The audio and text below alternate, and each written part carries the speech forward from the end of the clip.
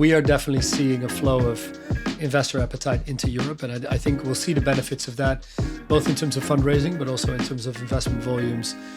I would say real estate, as a business, it's changing so fast.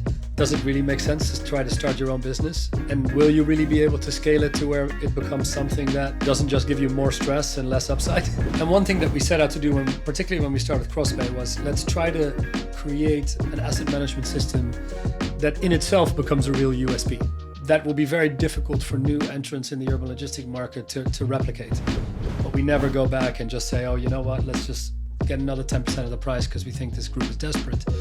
Because that really impacts your reputation. We'd rather just get the deal done, as long as it still hits our returns, and keep our reputation as a very reliable partner. What's your take on the market right now as you kind of take a bit of a step back and you kind of look at the UK and European real estate market? Continental Europe and the UK, interestingly, quite different, but also maybe...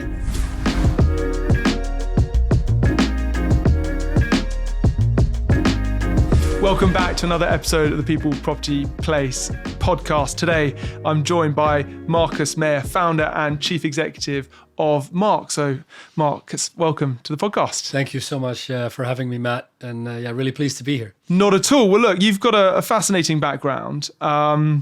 And I think you come from a long lineage of real estate investors and developers. And you've built Mark into a European powerhouse, which is one of the last few independently owned kind of investors. So I'm excited to kind of learn a little bit more about your journey, background, and how you've evolved the business over time. But if we just rewind the clock a little bit, can you tell me a little bit about how and why you got into real estate in the first place? Yeah, absolutely.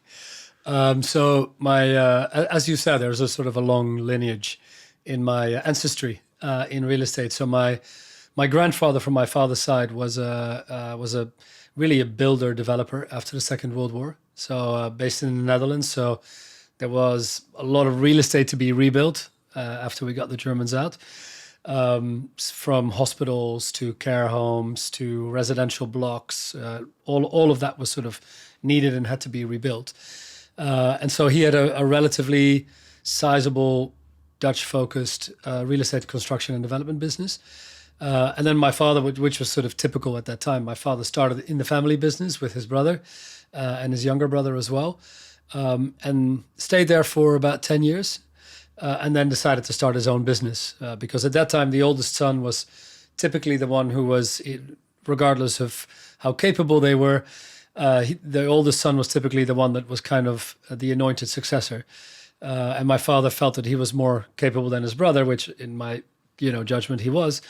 He started his own business in 1970 and then sort of took my grandfather's business in a way, but just grew it, more diversified geographically. So he took it abroad to multiple European countries, but also did much larger projects with, more sort of multifunctional in terms of uses.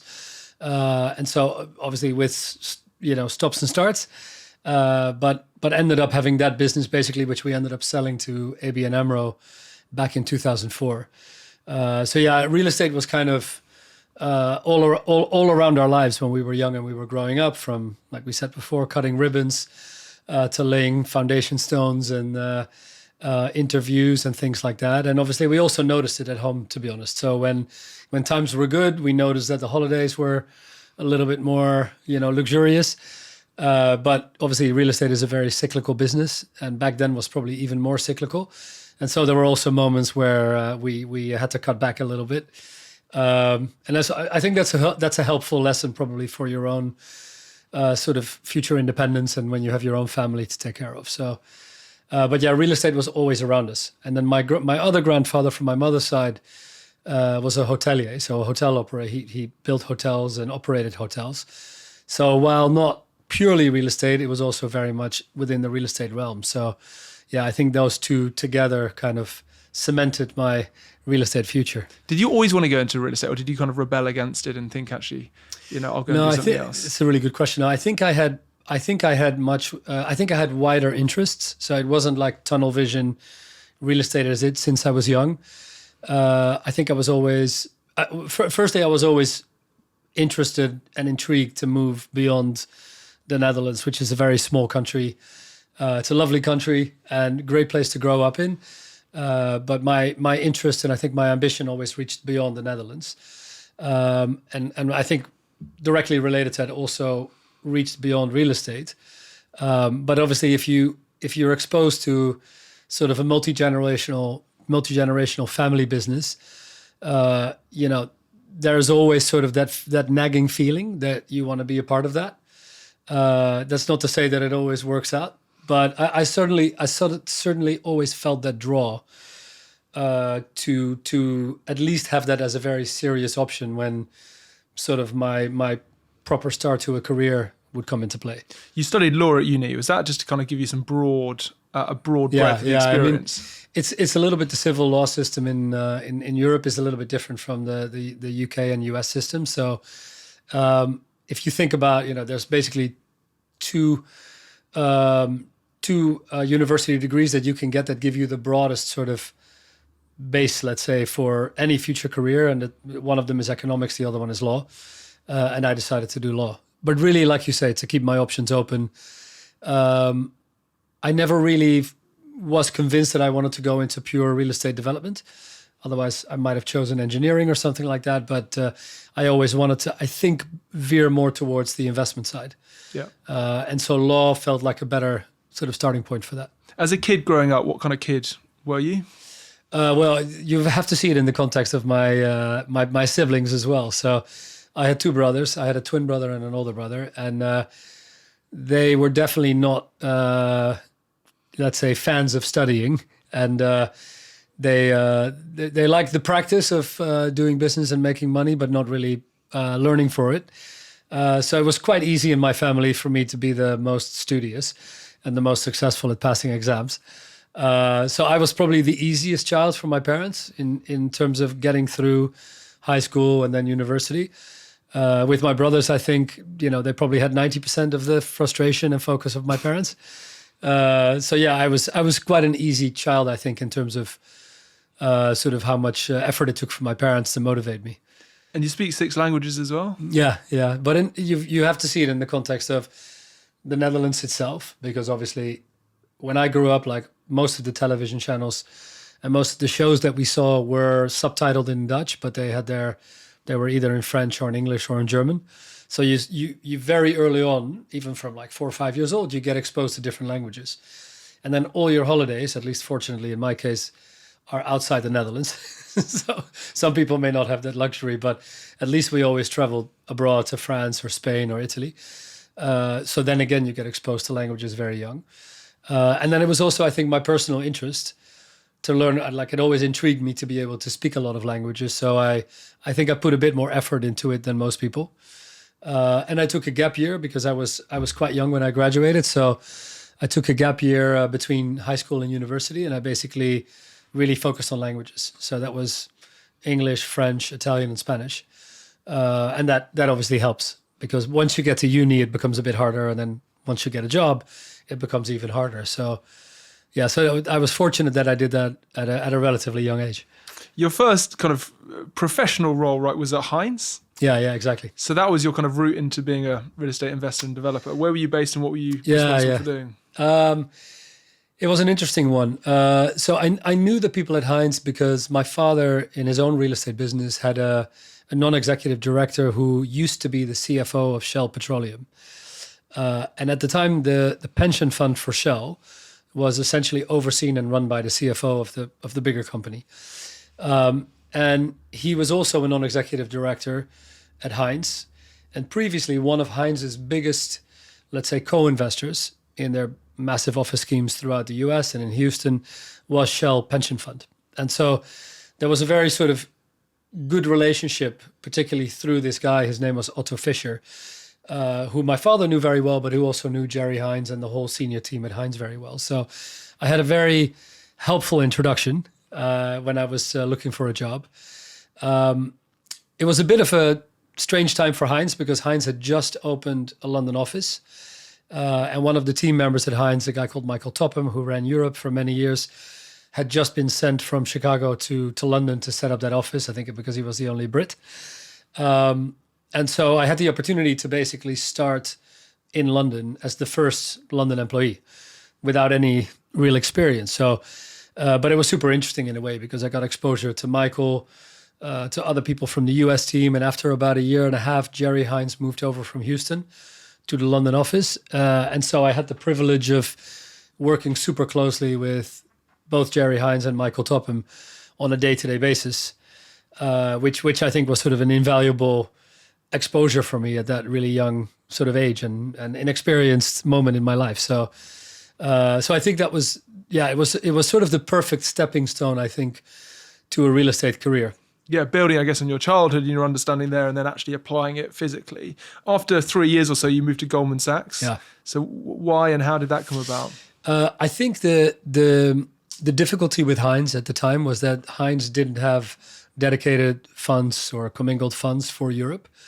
So every deal we found, we had to try to figure out whether it fit into an existing, let's say, slightly different vehicle. So we had an emerging markets fund, but obviously it was difficult to try to mold an acquisition in France into an emerging markets fund. Spain, we managed to do, but some of the other markets we couldn't. Poland, for example, was easy at the time. But any other Western European acquisitions, we couldn't fit in there. So we had to raise money on a deal-by-deal basis for every other acquisition that either our team in London or that some of the European offices sourced. So at the end of the day, that became quite a difficult process because even at the time, you didn't have anywhere near the same sort of heavily developed alternative institutional investment universe, where you had the US state pension plans, you had European pension funds and insurance companies, endowments. Back then, it was still, a lot more hit and miss when you started to approach investors and a much narrower group of potential targets. So I really felt it's after that sort of first 2.5 to 3 years that I wanted to go to a place where there was capital available. Because obviously my main focus at Hines was on finding deals and helping them execute the deals, not raising the money. So that's frustrating because you find the deals and then you wait for somebody to try to raise money for it. And if it doesn't work out, you've wasted a lot of time. Yep. You learn, but you've wasted a lot of time. And I felt that I wanted to find some deals that we could actually do in quick succession. So Goldman Sachs was, sort of the ideal place because Goldman at the time with the Whitehall funds probably raised about $2 billion every 2 to 3 years from mainly Goldman high net worth clients. And so the money flow was always there. It's obviously an incredible organization and an incredible place to learn because you're surrounded by incredibly talented people. You work with different departments. You work with investment banking. You work with structured finance. You work with legal. You work with all these different divisions within the company. And let's say across the board, the level is so strong of all the people and so high quality that's, I would say an amazing place, sort of a pressure cooker to really step up your capabilities as a professional. So, and also I think an amazing place to build a network of people that, I still benefit from today. Yeah, I can only imagine. You were with Goldman for 3 years or so before you left and set up Mark, or what was Meijer Bergman. Did you always want to set up your own business? No, I think at the time when I was at Goldman, and I think that's part of the reason why I left, I still felt that draw to the family business. And I think it was an interesting point if you think back. So when I left Goldman, it was 2002. And, we'd gone through the dot-com crisis in 2001. But obviously there was an amazing run, if you think about it, between 2002 and 2007-ish, when the GFC hit. The market was super strong, growth was very strong, cap rates went all the way down. This was a market different from today where you could still develop at a 7, 8, 9% yield, office buildings, let's say, and sell them at 3.5. Wow. Now, obviously, that's harder today with everything that's happened on interest rates and cost inflation and everything else.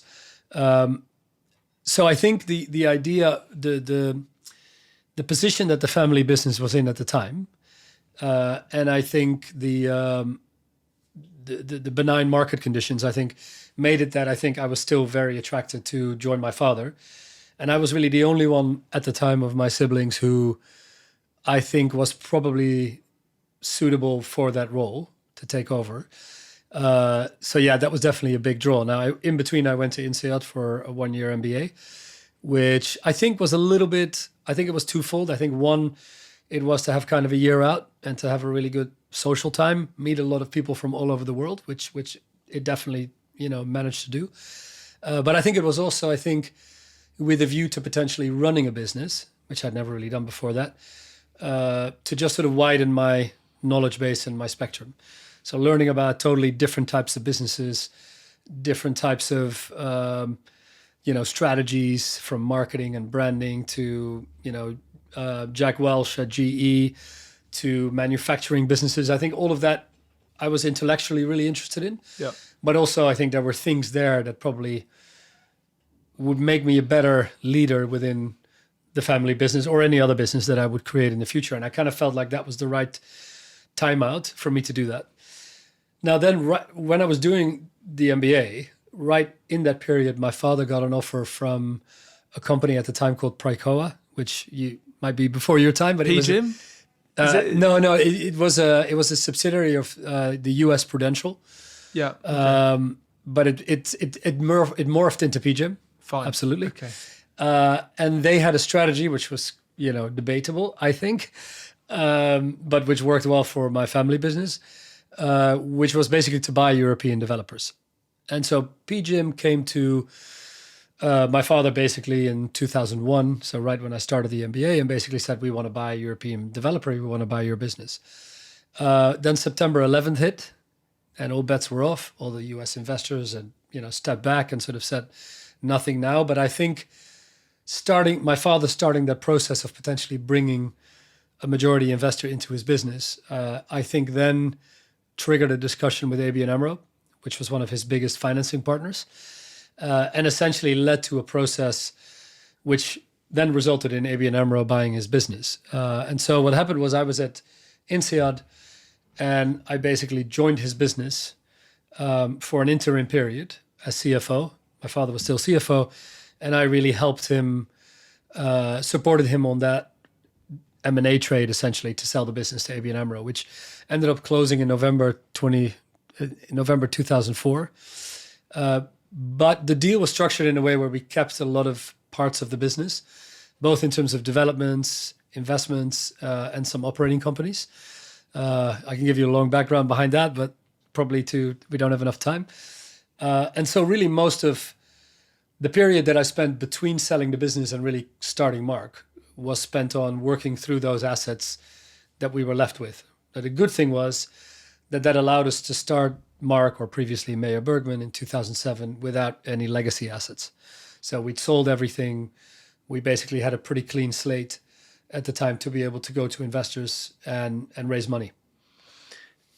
And so it was you and your dad with a view of like clean slate, no legacy issues. This is our plan. This is what we want to achieve. And it's the culmination of that development expertise, that kind of more investment management capability combined with that broader MBA business running experience. Exactly. That set the kind of the foundation for Meijer For Bergman Meijer Mark at that time. And what, because am I right in saying it was kind of anchored in retail initially? Was that the initial kind of thesis and theme? Well, it was quite strategic. So we looked at the landscape, let's say, in European investment management, particularly in the mid-market. I mean, at the time, everybody was in the mid-market in a way. So we looked at, all the different people that were out there, and many of the names: Patron, Orion, Tristan. At the time, sorry, what are they called again? AEW, sorry. At the time, AEW. AEW. And I guess you also had the likes of Rockspring or Rockspring, you had Frogmore, you had Europa, you had a Resolution. Yeah. And all of these groups were really, some of them were more geographically limited, but all of them were multi-sector. So all of them did hospitality there, offices there, resi there, offices somewhere else, it was, and whether maybe within a slightly more restricted geographical area, maybe pan-European. But it was a fairly uniform offering in terms of what they did. Most of those firms worked through operating partners in each country, which is what we did at Whitehall as well. So we picked an operating partner, let's say, to do resi in Spain, and we picked an operating partner to do hospitality in Paris. And we wanted to, when we let's say we're ready to go out fundraising, we wanted to offer something a bit different. We didn't want people to sort of say, oh, we're already fully committed to Orion and Patron, or we're already in AEW, so we're not looking for something too similar. So we really looked across the real estate spectrum of sectors at the time, and we kind of figured that retail was probably the one that was the most operationally complicated and least represented within the portfolios of these mid-market managers. But it was also a really big percentage, a big proportion of our track record within MAB. So MAB was probably around 40% retail, 40% offices, 20% resi. And so we had a really strong track record in our development, let's say, history of retail deals in terms of returns, in terms of assets, what we've built and everything else. So that's fine. That's kind of seemed like the most compelling fit. The other thing is obviously for Fund 1, we worked with a placement agent. At the time it was Park Hill. And so obviously for all kinds of reasons before you start to go to market, you work very hard on refining your strategy and making sure it's both what you and your advisors feel will be competitive or hit the market. Yeah, exactly. Investors will take it, let's say, in the most positive. We'll see it in the most positive light. And again, what we ended up going out with, which was retail, I think we felt would be the best received, and it actually was, because we managed to raise our Fund 1. I mean, it was a weird time because it was right in between. Let's say our fundraising, when we started our fundraising, the GFC was a very short time period, probably about 12 months. The fundraising market totally froze when Bear Stearns and Lehman went under. But we raised enough money, let's say, to still be able to be dangerous during the GFC and at the end of the GFC. So fortunate timing, because if you think about it, if we raised money earlier, we probably would have had more pressure at least to deploy it earlier. Yeah. And if we would have started raising a bit later, we probably wouldn't have raised it. Yeah, it's interesting. I had someone on the podcast recently. It's almost like choosing your hard, and they managed to raise money in a difficult period, and now without the legacy, can deploy into this market. Whereas maybe a couple of years beforehand, raise the money at the top of the market and deploy it in, and you're currently sat on a 30-40% discount. Your track record is gone. Exactly. So you started deploying the capital through that period with a strong conviction team on pan-European retail. And was that prime retail predominantly? No. It was we did want to focus on inner city shopping centers and inner city retail, and the reason was that the retail parks weren't really on our horizon at the time, and we felt that out of town shopping centers were either too big, dominated by the land securities, British Lands, Unibuys, Rodamcos, all these businesses that are quite big. Or you'd have to go for smaller, sort of probably not very sustainable out of town malls, and we felt that wasn't really where we wanted to be. Felt that was too risky. But but we felt that inner city retail was really resilient, because obviously it's very difficult to build a shopping center in a downtown area, and if you manage to do it, it typically is a good long-term investment. Likewise, high street shops, if you can come in at the right value, there was quite a lot of mark-to-market upside on the rents, particularly after, I would say, 2010, 2012. And so we felt that was an interesting target as well. So that's what we decided to focus on. Now, when we deployed Fund 1, you've got to think about sort of 2010, 2011, the Eurozone was, in deep trouble. You had the Eurozone crisis. There were lots of question marks about whether the euro as a currency was going to survive. The North had to bail out the South. And so from that perspective, Europe was still relatively distressed. And quite a few of the continental European markets remained distressed until sort of 2015. So for Fund 1, for example, we kind of ended up deploying 50% in the UK, in London, and 50% in Central Europe, which had been more shielded from both the GFC and more shielded from the Eurozone crisis. And that kind of played to our favor, because obviously things we bought in Poland and the Czech Republic, for instance, in the early 2010s, by 2015, had recovered, really nicely in terms of value.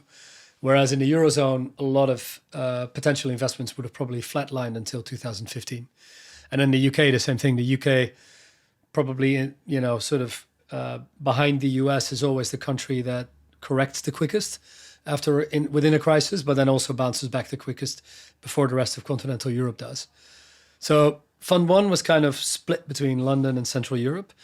And then Fund 2 was kind of similar, but increasingly with a bigger exposure to Western Europe. How challenging was it to raise capital back then as a first time fund manager? Well, if I look back now, it was remarkably easy compared to all the things that you have to do now and the boxes you have to tick. I think there's a much more professionalized due diligence process now with institutional investors. We've always raised money primarily from institutions. So I think now it's a lot harder. You need to tick a lot more boxes. You need to have a much deeper team in terms of the resourcing. So from legal to tax to accounting to ESG, like you need all these functions in house today. At the time, those things were a lot were a lot looser. And obviously we had a super young team. I mean, I was probably one of the oldest team members, and I was, God, how old was I back then? I was 37 or something like that. So the fact that we managed to raise that first fund, I think looking back, was quite an achievement. But I think it also shows that the market has matured a lot since then. And what was the idea of the business at that particular time? Was it to you kind of touched on the differentiation from some of those kind of more smaller mid-cap, European funds, and the kind of the USP or the angle was kind of leaning more into retail. How did you see the evolution of the business at that particular stage? I think the evolution at the time, obviously, we still felt that retail was a very interesting asset class. This is back in let's say, after the Fund 1 raise and sort of up to 2014. Retail was still interesting. The market was still very strong. On high street retail, it probably continued until sort of 2018. Shopping centers started to get a little bit wobbly before that. So our plan was always to diversify beyond retail. And we managed to be able to do that within some of the funds where we had more mixed use assets. So that we kind of achieved, I would say, across the board. We always wanted to be able to offer our investors good co-investment opportunities alongside the fund. So the deals that didn't quite meet the fund criteria. Mostly deals that were in the fund but that were just too big for the fund. Fine. Or that we felt were too much, provided too much concentration risk.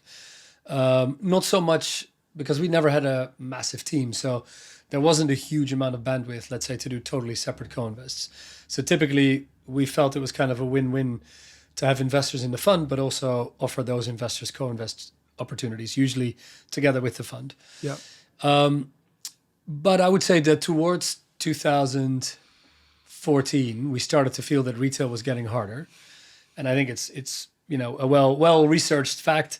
You had online e-commerce that was basically growing super fast. Amazon was starting to make an impact, and that sort of continued, I think, to that wave of sort of e-commerce and the potential impact on bricks and mortar retail continued, I think, all the way up to 2018. There were moments definitely when there was a lot of press where people were questioning the future of bricks and mortar retail altogether. And people felt that high streets would just be empty with stores and be different. And there would be, apartments or offices on the ground floor of every single high street, including Oxford Street. I think that's obviously in hindsight overblown. But we did see the sort of writing on the wall that we saw shopping centers were taking longer to stabilize. We saw resistance from tenants on certain rental levels. We saw it took much longer than a few years before to stabilize a shopping center. So where it used to take maybe, you would complete a shopping center, you'd lease it up relatively quickly, maybe within 6 months after completion. And then you would stabilize it in a way within 1 to 2 years after completion, so you could sell it at that point. By sort of mid 2015, 16, 17, it probably took about 6 years to stabilize a shopping center after completion. And so within a closed-ended fund, it just didn't work anymore to do a development, let's say. And even to buy an existing one, let's say you buy it at completion, you still need 6 years to stabilize it. So even that is a pretty long hold. Yeah, for 3, 5, push 7-year funds. Exactly. It's really stretching. You're under a lot of pressure to deploy that capital early. So we started to pivot away from retail. Now, that wasn't easy within the funds, obviously, because we didn't want to do things that were, let's say a massive hotel deal or an office deal that was dramatically different from retail. So we started to do it by essentially starting to set up separate vehicles for specific sectors that we had more conviction in. And I think the other thing that you could see alongside that sort of retail, that troubled retail market, let's say, was I think the challenge in raising funds without a distinct strategy, just targeting value add across different European markets in whatever sector you wanted to. We felt that proposition was getting harder and harder in the mid-market because you had people like Blackstone raising increasingly big funds, Brookfield, and so many other groups. KKR got into the business, TPG, all these groups that had amazing fundraising machines.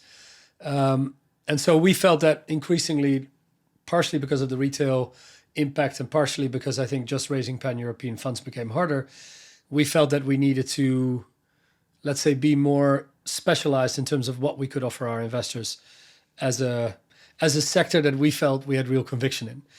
And so the first one that we did was a platform called Via Outlets, which was a partnership between ourselves and Value Retail. And Hammersmith? Hammerson? Hammerson was involved, but through Hammerson came in sort of a second round. Fun. So it was basically, we had an agreement with APG, the Dutch pension fund, to partner and to build a platform to buy outlet centers. Then with APG's blessing, we decided to try to partner with Value Retail and essentially create a 50-50 GP. Because we felt that, look, we can build a team ourselves in outlet management, but it will never be a team in any way comparable to Value Retail's team, let alone get somebody like Scott Malkin on board. So we felt that it made a lot more sense to split the GP with Value Retail, but get the best team, let's say, in Europe within the venture. And also a team that APG had a huge amount of confidence in. So partnered with Value Retail, brought on board APG, and then we brought on board Hammerson in the second sort of stage. Ended up being quite big. I think it was around 850 million euros of equity. Obviously, Value Retail and us co-invested. We really ran the sort of fund management side of it. So sourcing the acquisitions, the financings, the execution, and then all of the operational management and building the internal operational team within Via Outlets was done by Value Retail. And I think that gave us a lot of confidence, but also a lot of lessons, a lot of track record in building up a more sector-specific team around a specific strategy. So by the time we exited together with Value Retail to APG and Hammerson, I think this was in November 2019, the team was over 200 people across Europe. We'd bought 14 outlet malls. It was a portfolio, I think, that was really well sort of positioned for further growth, even in the face of COVID eventually. But for us, it was obviously a shame to step out of it. But at the same time, it was sort of I think a real validation of setting up, as you mentioned earlier, these sector-specific platforms. Obviously, you need to choose them very wisely, and you need to be very careful, I think, how you scale the team and the operations at the same time, so you don't trip up. But it was a great lesson for us that I think after that paid dividends when we started CrossPay. Property is a people business, hence the name People Property Place. Business has been tough the last couple of years. Get the people aspect wrong, business becomes impossible. Get the people aspect right, it's still hard, but it's manageable, much more enjoyable, and you're much more likely to hit your goals. So if you're looking to add top talent to your team in 2025 and you're open-minded to an alternative approach and you're keen to make business a little less hard, drop me a DM. I'd love to have a conversation with you to see how Rockborn could potentially help you with your human capital requirements. Right, let's get back to the podcast. What are some of those lessons in terms of, platform, conviction, theme? Is it raising the capital? Is it getting the team in place? Is it trying to source some deals that kind of fit the initial strategy? Like all of the above. How do you go about doing it? Because I think there's a lot of groups right now who probably look at Mark and look at you and the business and gone, well, they've pivoted and they've pivoted rapidly as well. How do people do that? Yeah, and look, there's not sort of a blueprint that we had from the beginning. We didn't have the benefit of ChatGPT or Grok. that we could sort of ask to lay out the perfect Roadmap. setup. Yeah, Yeah. exactly. I wish I should try that out to see whether that roadmap matches. But no, I would say all of the things you mentioned. And the tricky thing is doing all those things just at about the right time, and then doing them without any major trip ups. Because it's almost like the side hustle, right? Because you raise the money for the existing strategy. Yeah. The So you have a existing lot of thing. stuff to do. You've got to focus on that. Yeah, 100%. You have a lot of focus. You have a lot of time you're getting drawn into that. Lots and lots of time. And at the same time, you want to build out this new strategy. Now, I would say the most important thing, obviously, is team. So who do you bring on board? So us bringing Value Retail in, I think, was a game changer for Via Outlets. It allowed us, obviously, I mean, I think we would have probably gotten it off the ground just with APG. But I think doubling the size of the vehicle with Hammerson was also because Hammerson obviously had a large partnership with Value Retail. And then eventually the things that maybe you know in the back of your head, but you don't realize how important they are, was, for instance, Value Retail's retailer relationships. So when we bought existing malls, and let's say we wanted to get Ralph Lauren in the outlet space is kind of the anchor that brings in better quality retail in outlet malls, across the board. And if you don't have Ralph Lauren, then it kind of, all the other groups that you want to bring in will say, oh, well, there's no Ralph Lauren. That was really Value Retail's experience and Value Retail's relationships with these, very powerful retailers that allowed us to leverage that relationship and bring those people in and form the game changer, let's say, in repositioning those malls. And that's part of the reason I think why Via Outlets is still doing so well, even without the involvement of Value Retail. So I would say the team is crucial, right? So when we started CrossBay, I think we had a fantastic first hire. We brought Marco Riva on board from Logicor, who is both a super, easy person and open person to communicate with, which always helps, particularly if you start something new. But we're also fully aligned in, I think, the type of organization that we like to run and the kind of people that we want to have in the team. And I think that's part of the reason probably why building out the CrossBay team, which is quite complicated because you build out country by country teams that are based locally. For CrossBay, basically, went flawlessly. We had a few, maybe 1 or 2 or 3 changes over time. But apart from that, our Spanish team, our French team, our Dutch team, our UK team, our Italian team haven't changed since we started in 2018.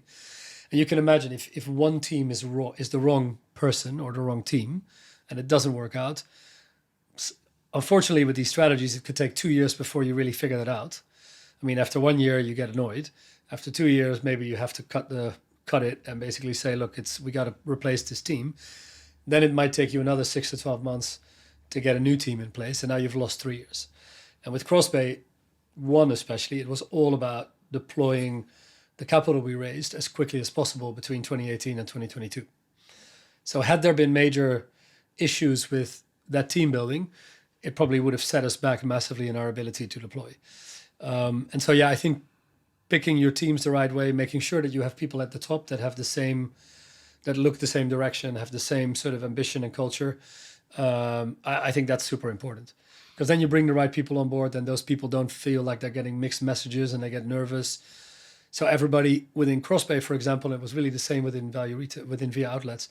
Everybody was 100% focused on scaling the platform and, for instance, operating and improving the malls rather than on internal management issues or cultural things or conflicts or things like that.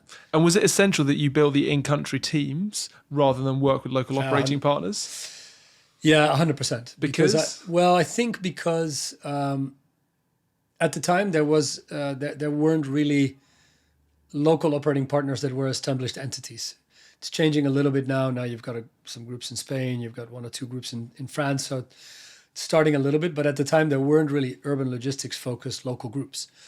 You had logistics groups, obviously, but those were more focused typically on the big box. And you had urban logistics developers, maybe, but that's a different mindset than obviously an investor and asset manager. So it was really hiring the right people locally. It was 100% essential to hire local teams for sourcing, because if you think about it, the typical last mile logistics asset never gets sold through in Spain or the Netherlands or France never gets sold through Savills or Jones Lang, or it usually gets sold through personal relationships or leasing agents who happen to know that one of their clients who owns an urban logistics box is thinking about selling. Yeah. And then they'll tell somebody else that they know, but they won't sort of go to Savills and say, hey, do you know somebody for this? So it's really about those personal relationships that your team has and is able to build up. And obviously the other thing is that you see so many deals. I think annually with CrossBay, we probably assess a few thousand, probably 4,000 or 5,000 transactions. We only do maybe 40 to 50 a year, so one a week, roughly speaking. So there is a huge filtration process. But obviously to see 5,000 deals, our local teams are literally meeting people, driving around the country, going to all the urban logistics hubs in Spain, in France, and Italy on a day-to-day basis. Because you go through a lot of deal flow to pick out the ones that sort of fit our specific strategy and the ones that we like. And do they do some initial underwrite at the ground level, or does that all just kind of get fed up to HQ in London? No. It's a really good point. So I think the other thing that we were missing in real estate investment management when we started CrossBay, and even when we started via outlets, was that the typical, let's say, the processes. So we just talked about processes, GE, Jack Welch, Six Sigma, all that stuff. Real estate was quite far away from that. If you looked at the technological solutions in real estate, they were really behind most other industries. You had Argus and you had Jaguar, and you had these sort of modeling solutions, but nothing was really integrated with your accounting system or with your CRM system. And so everything was disjointed, and all the technological solutions were kind of built up to be captive and to be and completely unable to be linked with other systems, because they just wanted to keep you a prisoner of their system. And one thing that we set out to do, particularly when we started CrossBay, was let's try to create, let's say, an acquisition and asset management system that in itself becomes a real USP. That will be very difficult for new entrants in the urban logistic market to replicate. And essentially just to create a very efficient flow from that 5,000 odd, sort of number of deals that we look at on an annual basis to the 50 that we buy. And then getting them into your financing facility as well. So, and I think that's something that we managed to refine quite a lot since we started in 2018. And I think that's a real USP now. So, our ability, let's say, to take transactions from the first look in the local team to actually transacting on it, financing it, and then starting the asset management is really efficient and smooth now. And I think for anybody else coming into the market, that will be a lot more challenging.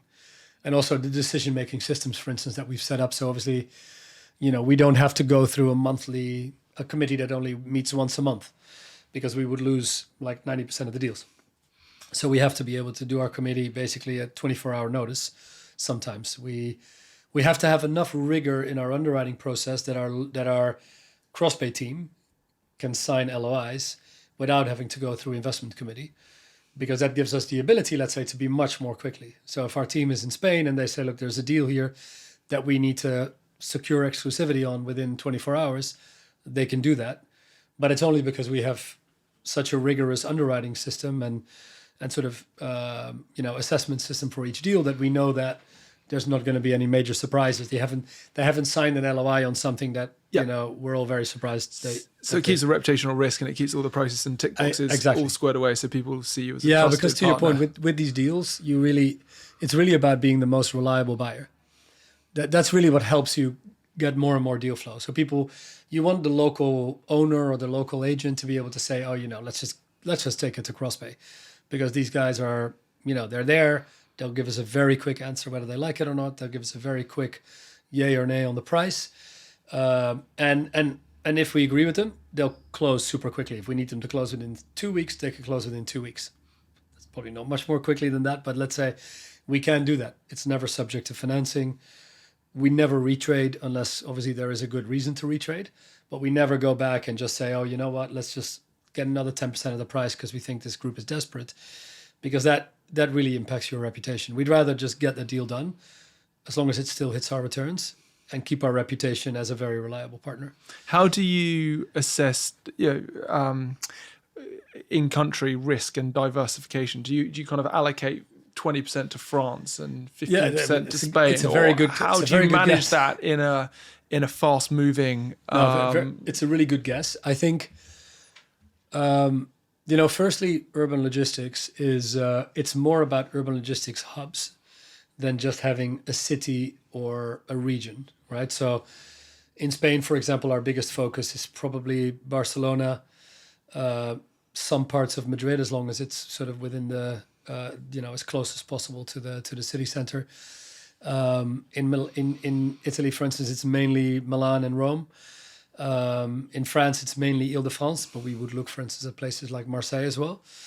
So first, the focus is, let's say, on those urban logistics hubs rather than sort of across the country. I think that allocation in itself across the different European countries is exactly as you say. It's quite simplistic, but I think essentially it's aimed at what gives us the best liquidity for the entire portfolio at the back end.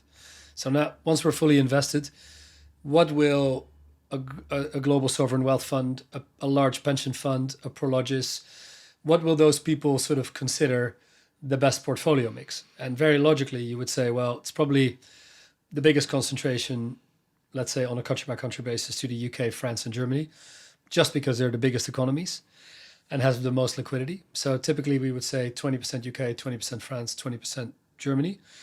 And then we would say, depending on the amount of opportunity, maybe 20% the Benelux, but it can be a little bit less. And the balance sort of split between Spain and Italy. So I would say Spain, Italy, 10 to 15% each. And the Benelux probably 15 to 20%. So that, from our perspective, that kind of forms within our current markets the perfect portfolio size. But that approach also dictates how we look at new markets. So for instance, if you said, we've looked at Portugal, for example, in a way, before we would go into Portugal, we would need to be convinced that Portugal could represent at least 10%, I would say, of that overall portfolio. And if we kind of feel like Portugal is just too small and it's only Lisbon really, and can we really scale to 10% of the overall fund? And if we don't feel confident of that, then we'd rather not do Portugal and put more focus on the countries where we feel we can. So the logical sort of expansion markets for us, I would say Portugal is a bit of a question mark. I think the Nordics, but obviously with, probably to a lesser extent, Finland and Norway, because they're just less densely populated. There's less of depth of market of urban logistics. So probably more focused on Sweden and Denmark. Poland, we still feel that there's too much land and there's too few barriers to entry for new urban logistics developments. Ireland could be. We looked at Ireland for Fund 2, and I think we would probably look at it for Fund 3. But again, we would have to have enough confidence that whenever we're investing, there would be enough deal flow to be able to kind of get to that critical mass. You touched on Prologis. They're the purchase of the Crossway 1. 1.6 billion. That validate for the second time the kind of the thesis and the idea of building these more platform specific verticals within the business. Yes, I think it does. But I think that the market is not always receptive to 1.5, 2, 3, 4, 5 billion deals. I mean, you remember the Mileway recap, which I think was 23 billion or something like that. So that market was one that was very receptive to very large deals.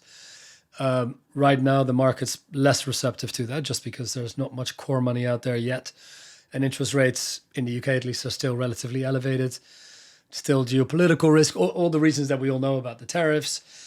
So I think that capital will come back. But we build up our portfolio similar to what you said about the country allocation. We also build it up in a way in which we can always split it up. So our primary target is always a portfolio sale to a single group of buyers, let's say, or one single buyer, doesn't really matter, but in one trade. And so that means that we are hyper-focused on making sure that portfolio is as sort of plain vanilla as possible within our investment restrictions. So we target urban logistics, single tenant, typically no more than sort of a 20% coverage ratio on the land, so there's enough space for trucks and vans and everything else. good floor to ceiling height, and maybe the max would be to have 2 tenants under one roof, but that would be the max. So very different from my way, very different from multi-let industrial. But we feel that that sort of very focused approach gives us the best probability that we can sell the portfolio as a whole. Because I think if we start to do a lot of different things within Cross Bay, it's much more likely that you get a buyer at the back end who will start to cherry pick assets, and then you have to, then you have a portfolio left over that you have to sell separately. And we just think that portfolio discount rather than portfolio premium, correct, right? Exactly. So yes, Prologis is sort of was the perfect validation for Cross Bay 1.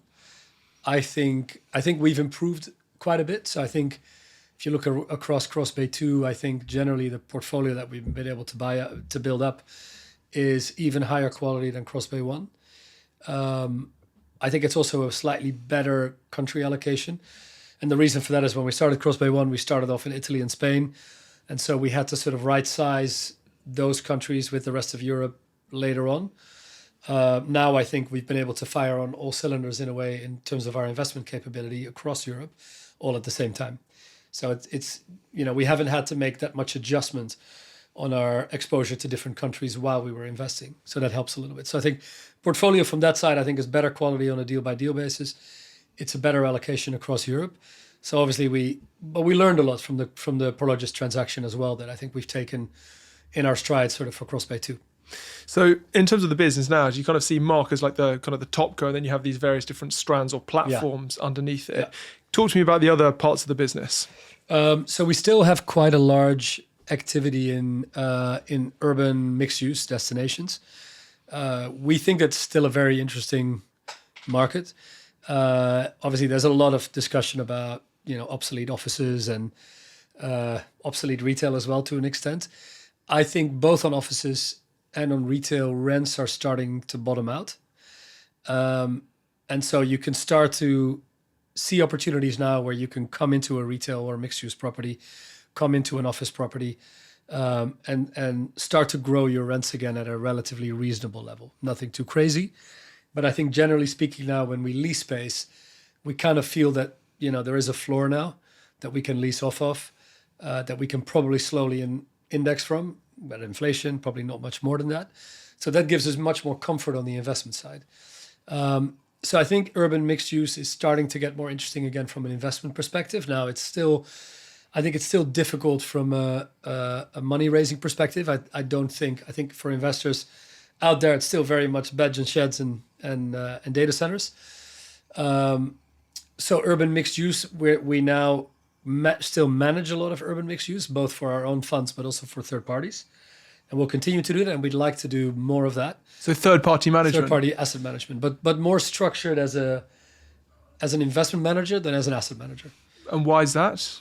I think more as an investment manager because we ultimately, for us to keep our teams motivated and to be really proactive managers rather than relatively passive asset managers, we like there to be more of a partnership structure where we could either co-invest or where we have a carry structure where we can participate in any valuation uplifts that we unlock for the third-party clients. Rather than just take a fee on a quarterly basis. Rather than just take a flat fee where there is zero accountability on the performance. Interesting. So we like that quite a bit.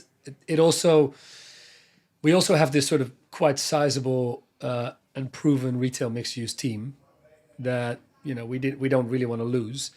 And taking on these third-party mandates, I think, is a really good way for us to keep that team very busy and to keep them motivated. It's really interesting. I was talking with a CEO recently who has raised a number of discretionary funds, but they're looking at their business at the moment in what is quite a challenging fundraising environment, and they're doing exactly the same in terms of taking on third-party kind of investment management mandates because it keeps the team sharp, keeps the revenue coming in, and enables them to build up a track record that they can maybe influence or leverage or utilize in terms of their other parts of their business. Absolutely, I agree. So, and also you build, I think we've seen the proof that we can build deeper relationships with the people that we asset manage for, because those groups know that you're not making massive margins on an asset management mandate.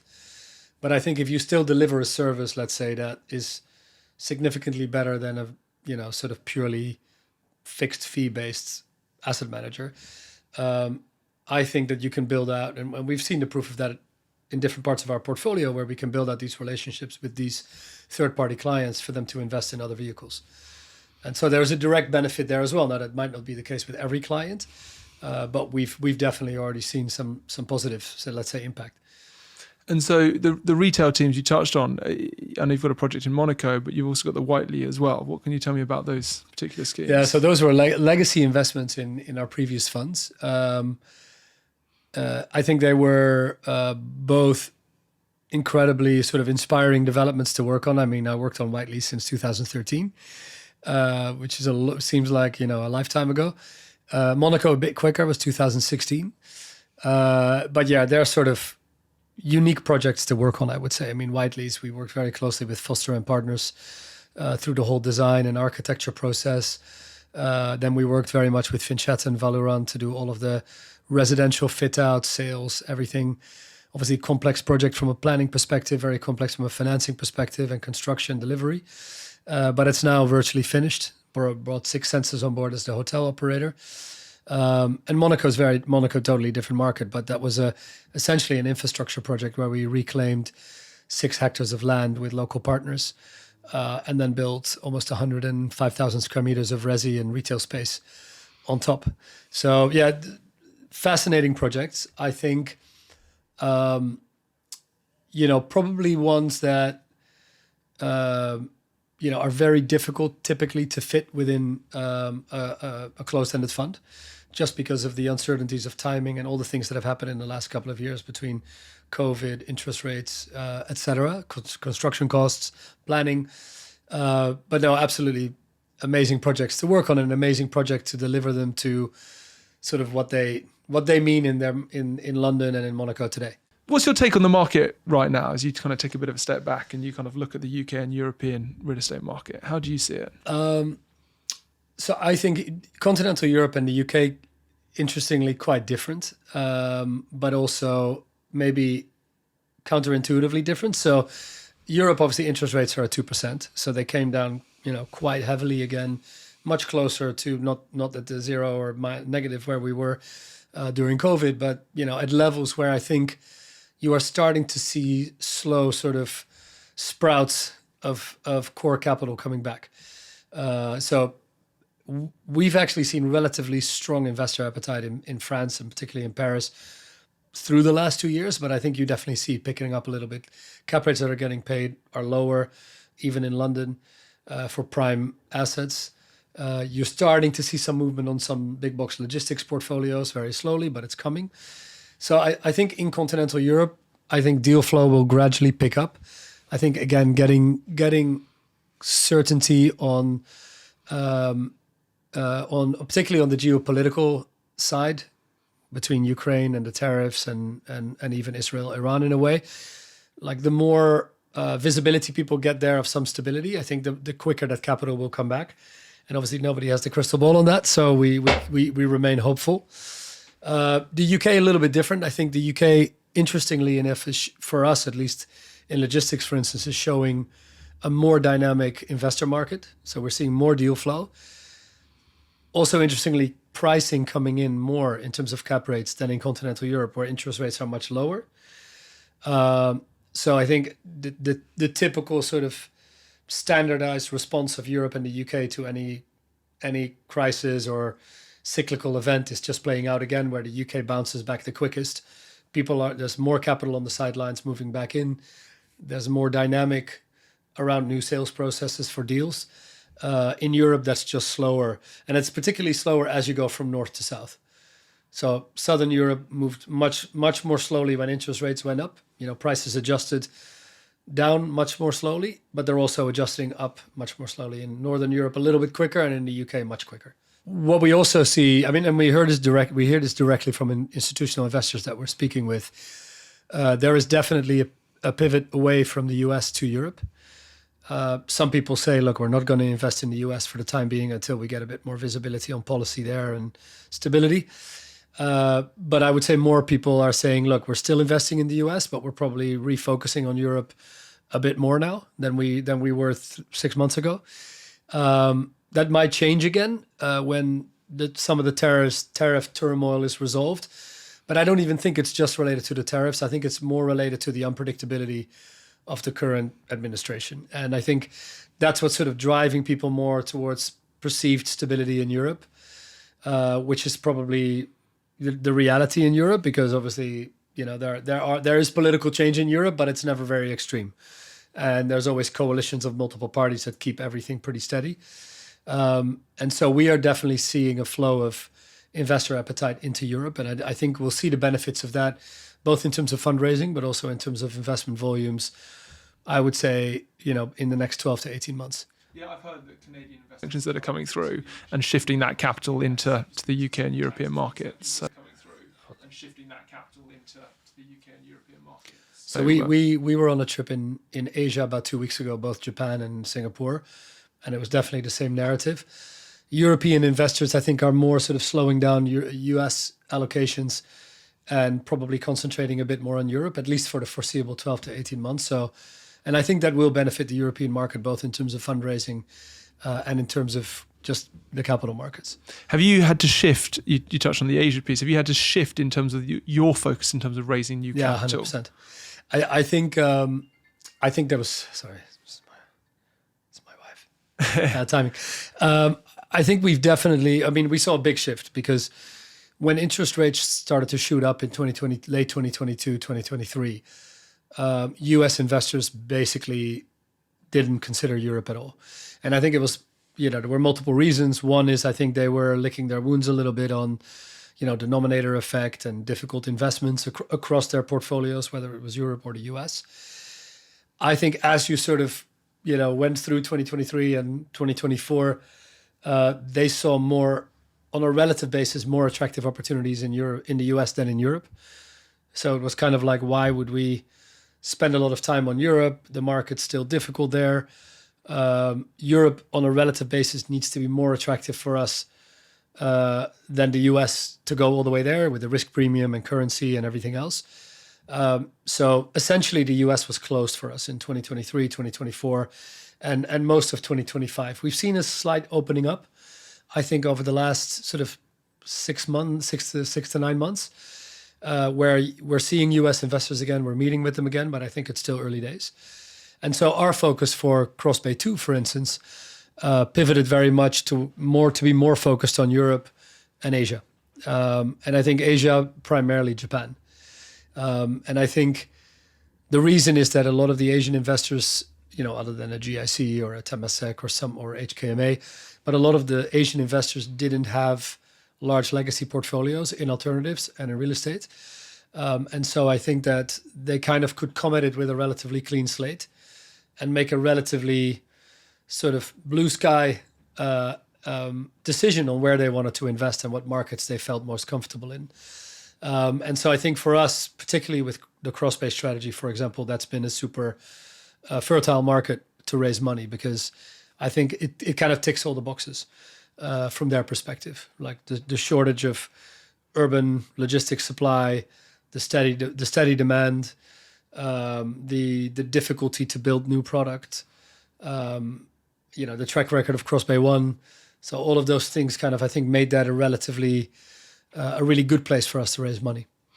What does the future look like for you and the Mark business? Very good question. So I think continuing to scale CrossBay, and I think continuing to grow our let's say urban destinations business, whether that's through co-investments or whether that's through third-party asset management mandates. I think certainly that's something we want to keep growing. I think we've proven that we're quite good at doing that third-party asset management, and I think we've learned from now several decades of cycles and evolution in the real estate market, in the retail market, etc. So I think we would definitely we continue to focus on that. The third is we'd like to do a lot more in the rental housing space, but not let's say in head-on competition with where most of the capital is going. So I would say we're probably not going to be doing big purpose-built PRS forward fundings. We're not going to get into the BTR market. We're not going to do purpose-built student housing for now. maybe in very niche areas, but not as a sort of grand strategy. But I do think rental housing in the UK, and particularly buying existing stock, is a super compelling market with all of the constraints on new supply, and generally the cost of living crisis. People need affordable homes. People don't want all the bells and whistles that go with sort of large purpose-built PRS. They just want affordability. They want easy, mobility, easy moving in, moving out, very easy access to public transportation. And I think there's a lot of opportunity there, particularly in the UK, where yields are still relatively elevated for that product.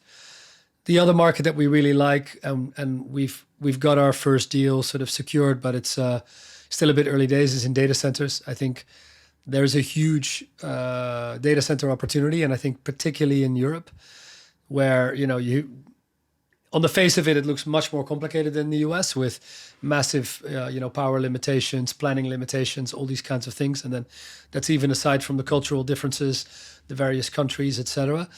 But I think the demand for data center space will continue to increase at sort of significant double-digit growth rates. I think AI, even in the aftermath of the DeepSeek sort of announcement, has bounced back quite strongly. Now, do I think that there might be a bit of froth in there? There probably is. But I think regardless of that froth, I think in Europe especially, there is just very strong demand, both from the hyperscalers, but also from more co-location businesses. So, and I think that that's across Europe. And if you just simply think about it, right, I think if you can develop data centers at sort of 7 to 9% development yields, and logistics is probably 5 to 7%, then you should definitely focus on data centers. So that's a market that we're very interested in, that we've been spending quite a bit of time on. We've secured one deal now in Paris. We're very actively looking at some of the other markets where, for instance, in the Cross-Bay portfolio, if we can unlock more value from our investors by potentially using one of the sites for data centers, we actively look at that. Obviously, it has to fit within the fund life and that portfolio sale idea. But we're definitely quite convinced of the potential in the market. So that's something that I think we would love to continue to spend a bit more time on and see what kind of opportunities we can unlock. I'm talking to a lot of CEOs at the moment who are looking at their business, and they're trying to go through a bit of a transition. And a business is a combination of people, process, and systems. How do you see the business evolution over and above what you've discussed already? And how do you see specifically the people element? So I think if you think about the systems and the process, I think there's so much technological change that is moving so fast that I think, let's take HR. HR systems have been the same sort of paper-based, system for the last decades, and now everything can be digitized sort of within a week. From your payroll to your to sending out an offer letter to you booking holiday, you checking your own, let's say your own employment files, pay slips, asking approval for expenses, like all of that is now so easily done, and it makes your business so much more efficient. So, in terms of processes, I think we can be much better, and we're trying to be much better at being at the forefront of that, because ultimately it means less waste. It means people. It means you can run your business efficiently, whether that means that you need a smaller HR team, or whether it means that your HR team can spend more time on more value add elements of HR, whichever direction you want to go. It allows you to kind of make that change. So I think that's something that we're trying to do across the board, and all the tools are out there now to tap into that. So that's the first thing. I think in terms of building teams and talent, I think invariably, as your business and your strategy changes, you are forced to make changes in your team. Not because people don't fit, not because people are not the right people or they're not high quality people, but some people are very in the particular type of change that for instance we've pushed through, or that we've sort of evolved through. Some people tend to sort of relatively fluidly follow that change and thrive in it, and some people maybe have a different evolutionary path, and so, and you notice that quite quickly, because I think you find out very quickly when things change around you, and when you try to change your own business, it's a very easy way to find out who is a good fit and who is not a good fit. And I think that's part of the reason why, which I mentioned to you earlier, that I think our team now is basically, since I think 2015 or 2016, essentially everybody else is brand new. So none of the people that were there from 2007 to 2015, other than myself, are still there. And I think that that's just a function of that evolution of moving from, like you said as well, from moving in terms of your country focus, but also moving in terms of the product that you offer. And the other thing is, I think sometimes in businesses, people have this expectation that if things go well, you should stay in a business for 15 years or 20 years. I've been married once before. I'm now, hopefully this is the last one. But things hardly ever really last for 10 or 15 or 20 years. And nobody should really expect that they should. If things go really well, of course, just like a marriage. But if things, for whatever reason, things change and your mood changes, or you suddenly have a different interest, or, I think it's quite healthy to have a change of scenery for both the employer and the employee. So the key thing, I think, becomes, who are sort of who do you feel are your key people, your partners, that you can really drive the business forward with? And I think that's really ultimately, that's really what creates your culture. I don't think it's healthy to have one single person who embodies that culture. It's also a lot of pressure, and it's, you can't do everything by yourself. So if you're able to sort of, to surround yourself by people that are proper partners, it doesn't really matter how much you own of the business, or what the economics are, but it does mean that you're real partners and you discuss things together and you carry out the company culture together. I think that's really the key thing that I think creates the longevity of a business and the continued success. And then the team will follow. The people in the team that sort of buy into change, that buy into the things that you advocate as the partnership team, those people will continue to grow and they'll thrive in the business. And maybe the people that have a different path, or they feel that, that's not their culture or their calling, then they move on. And I have to say, like, the best thing for me to see is people that thrive in our business. But maybe the second best thing is seeing people thrive in their careers that came from our business, because it means that you had a great time together. It means that those people, that you were an important stepping stone in their success. And so, it's never a good thing, let's say, to see somebody who spent quite a lot of time with us is not successful. If they can be successful, it feels bad that you lost them, but at the same time, you must have done something right. So, so for me, I think that element of team building, of creating a partnership, is really important. And it's an interesting anecdote, because I had somebody who used to work for us who now has his own business, and he said, "Look, I'd like to get some tips because I now control my business 100% myself, and I'd like some mentoring on what that means." And I think there's real limitations to controlling a business by one person. And again, it's not about the economics. It's not like, you need to equally share everything, because that sometimes doesn't work either. But I do think that having people that are aligned with you, who feel the pain when things don't go well, but who also really benefit when things go well, I think that creates a different business. And I think it significantly scales your potential success. And if it's one person or two people, and it's always the same 2 or 3 people, and it's for 20 years or 30 years, I think that ends up being a massive damper on your growth potential. Has your definition of success changed over time?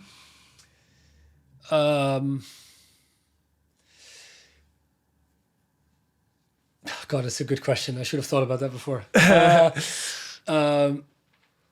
Look, for me, I think...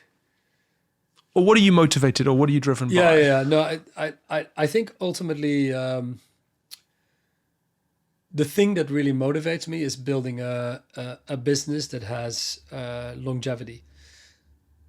That doesn't mean that it has to be Marcus's business forever to be that. It doesn't have to be Mark, but building something that ends up sort of having long-term success past my involvement. I think that's really interesting to me, because I think ultimately, you spend a lot of time with your team. You spend a lot of time dealing with both the nice things, but also the not nice things in building a business. Sometimes things go badly, sometimes things go well. And so just telling you that it's, I love raising a fund, or I love making a good investment like that, that's relatively easy compared to building and sustaining and growing a business. And so to do all of that on top of just doing nice deals or building a Whiteley, I think for me that means that I would love to look back and sort of say, okay, look, maybe my business has now become something else and it's a totally different business, but I played at least a significant role in helping build that. I think for me that's important. I mean, you could say, take an example, right? We're nowhere close to that, but if you look at let's say WhatsApp, when they were bought by Facebook, obviously they got an amazing price, but WhatsApp has become obviously an incredible platform for Facebook and Meta. The same thing when they bought Instagram. I think Instagram, it's like 12 people and they bought it for 12 people, they bought it for $1 billion. Yeah. And obviously in hindsight, it was a masterstroke by Mark Zuckerberg. But if you're the founders of Instagram now, you would say, oh, maybe too bad that we sold, but at the same time, it's become this incredible global platform with millions and hundreds of millions of users. So I think building something that has real continuity, I think would be a really good feeling for me. It would sort of validate all of the hours and nights and days that you've stressed and you've sort of trolled and tried to do something. But again, it's not about me. It's not about, I need to own that business, or, I need to do that until I'm 75 or 80 years old. Like that's not my definition of success. Yeah. My definition of success, I think, is playing a role in building that, but then also passing it on, and not sort of, staying in there for as long as I can to prove that I can do it. Yeah. You've got 3 kids. You come from a lineage of real estate investors, developers. How does that weigh on you in terms of, what are my kids going to do? Are they going to take the business on, or, be in the real estate game in the future in some guise or another? Or it's really interesting. Or is it kind of a case of, give them the platform to go and do whatever they want to do, and if they choose real estate, so be it? I think the latter, definitely. I mean, I think real estate as a business, it's changing so fast. I think when I started, creating your own real estate business was a very attractive prospect compared to working for a Goldman or a Blackstone or a TPG or a KKR. I think for people that's debatable. If you work at Blackstone and let's say you're doing very well, or at KKR or at TPG or at any of those, or at Ares, does it really make sense to try to start your own business? Or are you better off staying at one of those firms, provided you do well? It's probably a really high risk to start your own business.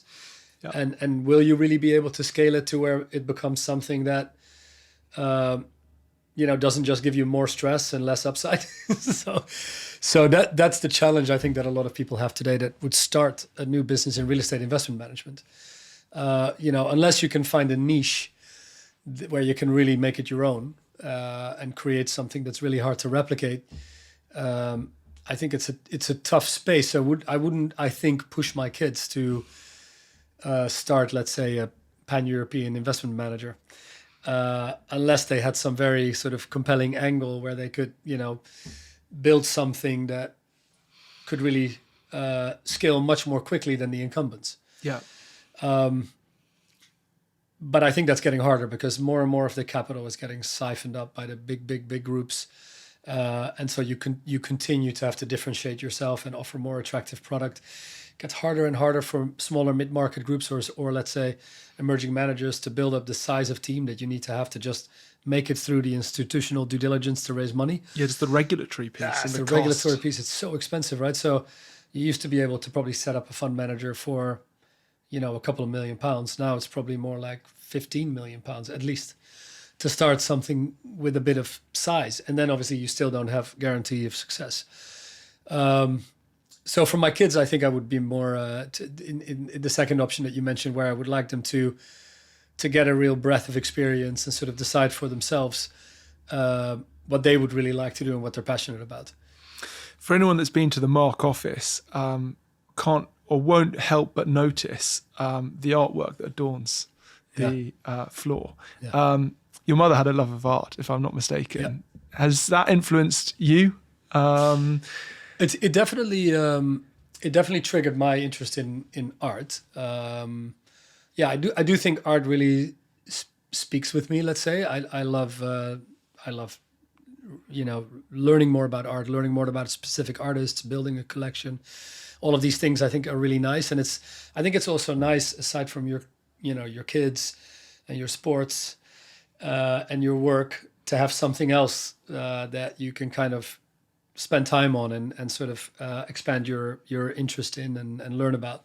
And I think art is a very interesting one, because obviously it goes back thousands of years, and I like it pretty broadly. I mean, I like it all the way from Chinese porcelain and Egyptian sort of pharaonic art, to all the way to very contemporary art. So my art interests go quite widely. But I do like it, and I like the idea of. I also like the idea, to be honest, of.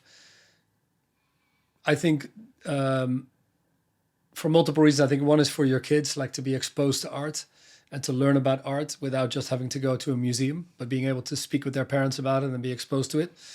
I like that. I think it triggers something in kids that they wouldn't really learn in school, learning from books, going to exhibitions, all that kind of stuff. But I also think that it's a nice legacy. For your kids, my grandfather had a very, very large collection of mainly sort of impressionist art that he built up sort of since the 1940s, I think 1945 onwards, obviously. And his house was basically filled with art. Like every corner of every wall was filled with paintings. And every time we visited their house, we were always intrigued by that, because there wasn't an empty corner of the wall, which you never see today.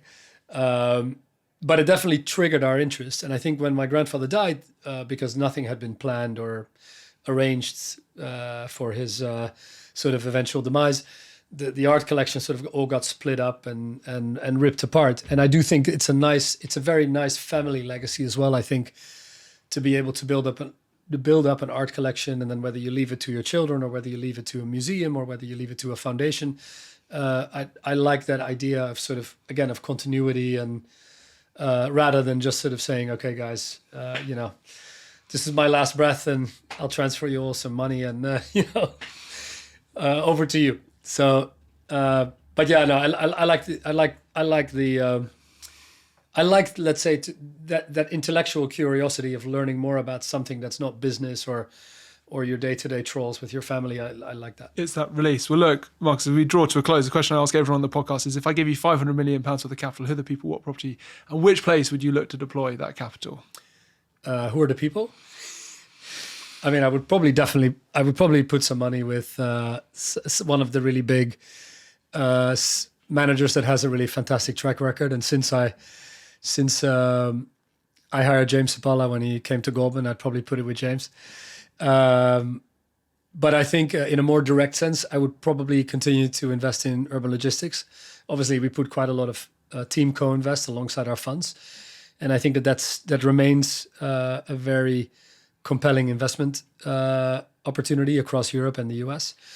As I said to you before, I still like multifamily in the UK, but I would buy what we've been looking at, existing multifamily, where you can come in at really attractive yields. There's good financing rates are coming down, and I think as long as you focus on the more affordable rental levels, I think there are still good rental prospects ahead for growth.